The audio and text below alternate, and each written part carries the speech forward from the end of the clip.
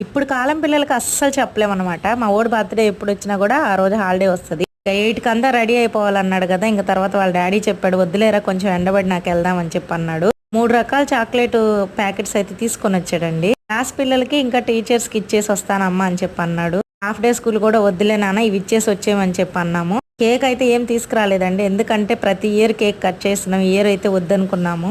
చాలా సింపుల్‌గా అయితే చేయాలనుకుంటున్నాం ఈ ఇయర్. ఇలా ఎంతమంది చిన్నప్పుడు ఇలా బర్త్‌డేలు చేసుకున్నారు కామెంట్ చేయండి. నాకైతే ఇదంతా ఏముండదనమాట.